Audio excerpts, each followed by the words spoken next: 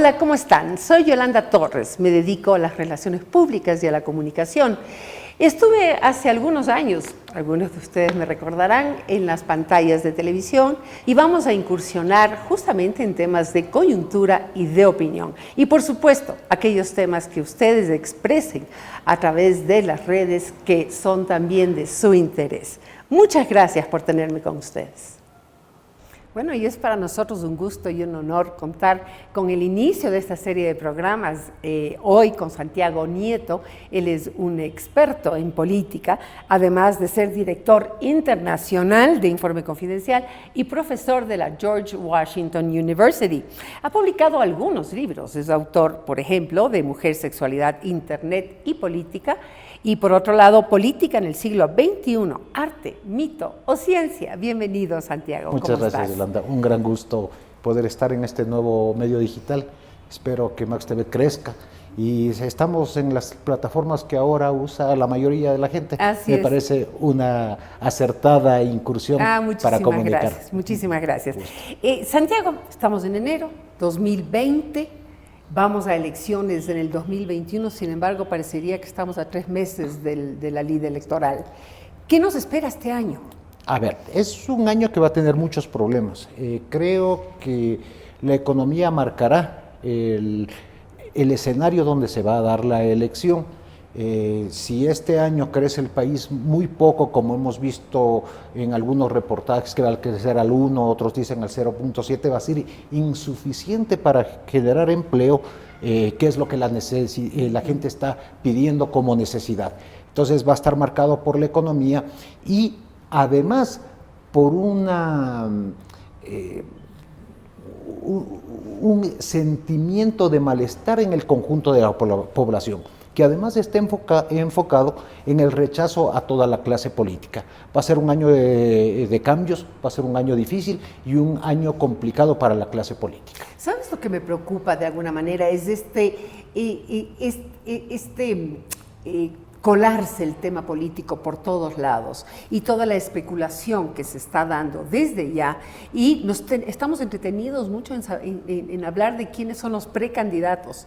Ni siquiera ellos se han anunciado, sin embargo, hasta las encuestadoras ya están sacando números. Sin duda. O sea, lo que me preocupa es, como sociedad, en vez de estar preocupados por las cosas reales que nos atañen día a día, estamos preocupados de toda esta fantasía preelectoral. Ahora, es también para la gente, la elección es un escape, es una salida que tienen para cambiar las autoridades, sobre todo para manifestar el descontento que sienten sobre las autoridades que están gobernando o el apoyo de ser el caso. Estamos a un año. Yo creo que las tiendas políticas más bien se han atrasado para hacer una oferta a los ciudadanos sobre los diferentes candidatos y por eso la elucubración. Y somos seres humanos, siempre el chisme, el tratar de saber lo que los demás no saben, eso es muy atractivo y es la forma en que los seres humanos nos comunicamos. No es solo aquí.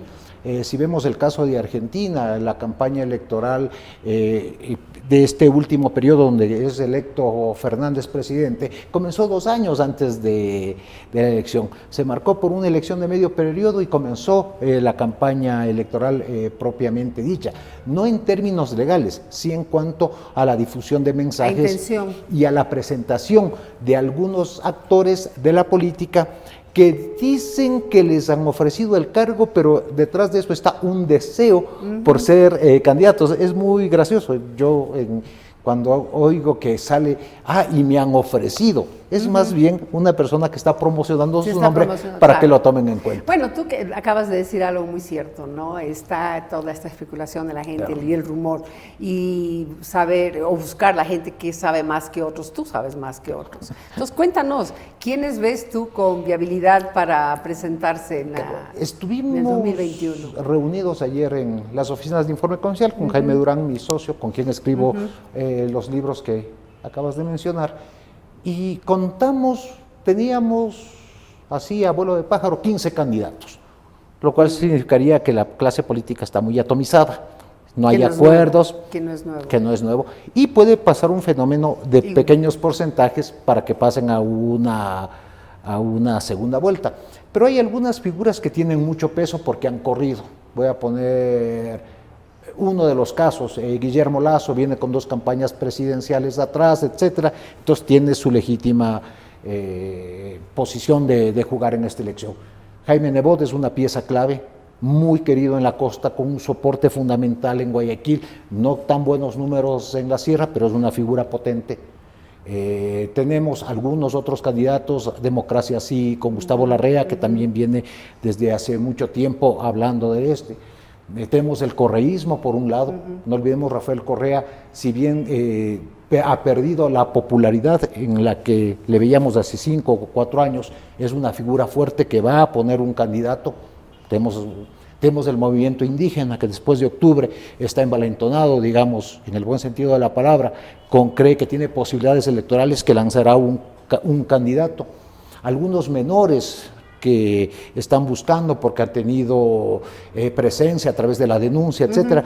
Pero si ya contamos, tenemos ahí estamos con 8.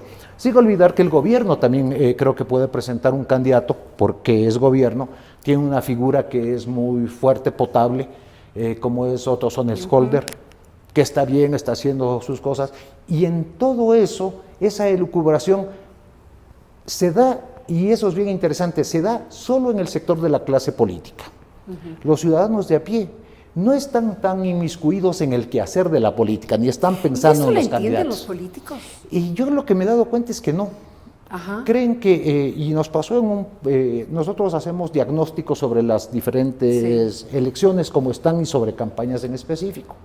Y alguna vez fuimos a un país, uno de los importantes, de los grandes de Latinoamérica, y comenzamos a conversar, y este grupo político hablaba de lo que decían los medios de comunicación y de las alianzas con otras tiendas. Hablaron 45 minutos sobre el tema, y nosotros, un desvío profesional, y las personas, los votantes, eso después. No, primero están las personas. ¿Y por qué el rechazo a la clase política?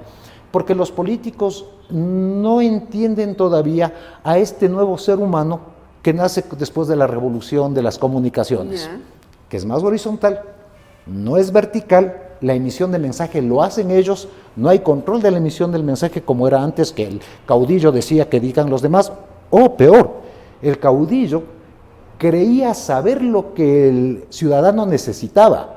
Ahora la gente dice, no, yo sé lo que necesito, no, usted tiene que oírme, y nos tratamos de igual, no de superior e inferior. Oye, entonces, ¿tú no crees que toda esta generación que ha venido ejerciendo la política, muchos de ellos durante muchos años, ¿no crees que es hora que den un paso a un costado y que dejen más bien de que surjan nuevas figuras políticas que puedan responder a estas necesidades de los jóvenes, por ejemplo? Yo creo que también hay un problema de estos nuevos ciudadanos, no les gusta la política, están pensando en otras cosas, su punto de interés es diferente, porque el espacio se lo da uno, pienso yo, y puede lograr eso. De hecho, las figuras políticas tradicionales que vemos ahora se abrieron en algún momento espacio con liderazgos mucho más duros, entonces, pero lograron salir. En este caso, creo que más que dar, porque no es cuestión de edad, es de poder entender los procesos actuales. Yo conozco gente política nueva que ha entrado a trabajar de 25, 28 años, pero que son del siglo XX en cuanto al análisis de la realidad. Entonces podrían ser un candidato de 1960, de 1970. Y conozco gente de 80 años que está viviendo el siglo XXI.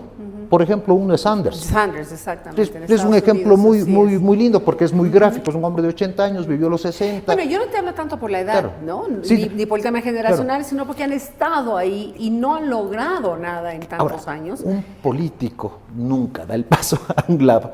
Yo lo que creo es que, como a todos, hay tres... La sociedad es la que va a tener que dar el paso a un lado. Exactamente. Yo creo que para eso el voto, la elección y también la resolución de problemas que hagan los nuevos actores, porque lo que sucede es que viene gente nueva, se encuentra con una maquinaria imposible que es el Estado, una dificultad de gobernabilidad por estas tendencias que damos, y se queman muy rápidamente.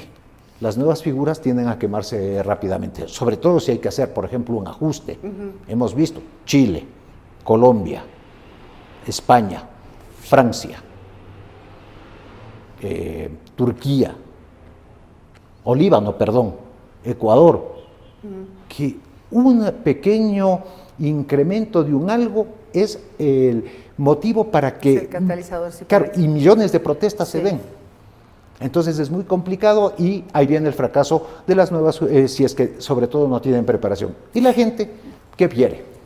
Quiere un candidato que sea joven, pero con experiencia y muy preparado. Claro. Entonces, el círculo cuadrado no existe. Dime una cosa, como encuestador, tú tienes una empresa de encuestas muy reconocida además, y me atrevo a hacerte esta pregunta porque sé de tu amplitud mental. ¿Cuán seguras son las encuestas que se van dando en el día a día durante una etapa preelectoral? Muy inciertas, porque yo le estoy... ¿qué es lo que pasa cuando se hace una simulación a esta altura de la vida? Entonces, si ustedes... si hoy fueran las elecciones, ¿por quién votaría? Por Juan, Pedro, María. Pero como no son nombres ciertos, la gente le apuesta a cualquiera porque no son candidatos seguros. Entonces hay mucho movimiento de la cifra porque la respuesta del encuestado es muy superficial. No así cuando ya tenemos la papeleta, es decir, todas las tiendas políticas, hay los candidatos, el Consejo Nacional Electoral dice cuáles son los candidatos, ahí puedo comenzar a hacer las primeras mediciones. O sea, se ha vuelto en parte también como una herramienta de promoción del candidato. De promoción, de adivinar el futuro. No se le toma como una herramienta para elaborar una estrategia, sino se le toma como una herramienta de la publicidad. Imagínate, acaba de salir una supuesta, ¿no?, encuesta en donde ponen a Jaime Nebot con, por decirte, 40%, Leonidas Issa con 30%, como si ellos lideraran. Entonces, ¿qué ocurre con ese tipo de fake news? ¿Qué ocurre con ese tipo de noticia que no es verdadera? ¿Cómo influye eso en el ánimo de la ciudadanía y de la sociedad? La gente no lee encuestas. Porque si... No, pero estamos hablando de la promoción en redes. Pero la gente cuando... Yo he preguntado, porque justamente para ver la credibilidad de las encuestadoras, como un actor también de la política. Usted para decir su voto, ¿ve las encuestas? No lo ve el 85%, y el 15% es politizado. Sin embargo, eso no influye cuando la gente dice yo no quiero que mi voto sea perdedor. Entonces, es en ese sentido que se utiliza, porque si todo el mundo quiere ir al ganador. A ver, si las encuestadoras tuvieran la credibilidad para decir un número y que la gente les crea, diría que es posible. Pero no cuentan de esa credibilidad por parte de los ciudadanos. Es más, los ciudadanos no toman en cuenta ese criterio para definir su voto. Sirve para otra cosa, para que se ponga nervioso el adversario, para que el adversario le saque otra encuesta de pipipín y le diga que él está primero. Y comienzan a hacer una guerra de encuestas que no es para eso. Bueno, como dicen, ¿no? Las estadísticas no son mentirosas, pero hay mentirosos que utilizan las estadísticas, así es. Y otra cosa, la simulación electoral es la variable menos dura de todo el proceso, incluso ya lanzados candidatos. Porque es la variable que se mueve de acuerdo a los eventos del conjunto de la campaña. ¿Qué variables son mucho más sólidas que nosotros estudiamos para ver si ese candidato tiene fuerza o no? Primero, ¿cuántos le conocen? Entonces, un candidato puede ser muy conocido o poco conocido. Las dos tienen sus riesgos, sus ventajas y desventajas, ser muy conocido y poco conocido. Bien. Cuando uno es conocido, si es conocido para bien o es conocido para mal. Entonces tenemos identidad, el agrada, desagrada. Yo le pregunto a la gente, ¿usted conoce a tal persona? ¿Tiene una buena o mala imagen? Cuando me dan esa respuesta, pido por qué dice cierto grupo de gente que tiene buena imagen y por qué tiene mala imagen. Entonces estoy viendo la profundidad de la imagen de los candidatos. Esas variables van a definir si un candidato es viable o no. Si un candidato mide 2% en la simulación, pero tiene alto conocimiento, un agrada alto, profundidad positiva, seguramente va a subir en las encuestas y sobre todo va a subir al final de la simulación. Las encuestas deberían ser realmente una herramienta de trabajo para los propios candidatos y no ser utilizados para promocionarse. Bueno, y finalmente, basados en tu experiencia, ¿tú crees que hay alguna posibilidad de una coalición nacional que pueda aglutinar tanto a la sociedad como a los políticos en torno de un objetivo común como es sacar adelante este país? Le veo complicado, Primero porque todos los partidos políticos están desprestigiados. No hay una fuerza política que tenga peso, valga la redundancia, en el conjunto del país. Queda el Partido Social Cristiano en Guayaquil y algunos destellos en otras partes. Queda un poco de Alianza País y de la lista 5 de Rafael Correa. Y no queda mucho más. Y hemos visto en otros países, cuando se juntan muchos partidos políticos, ¿qué hace el ciudadano? Dice, uy, se juntaron los malos contra el ciudadano. Entonces no es buena idea. ¿Qué sí creo que puede pasar en el Ecuador? Se ha abierto un espacio para lo que nosotros hemos denominado un outsider. Alguien que pueda dinamitar el sistema o alguien que venga con un mensaje salvador, etcétera, pero tiene que tener ciertas características.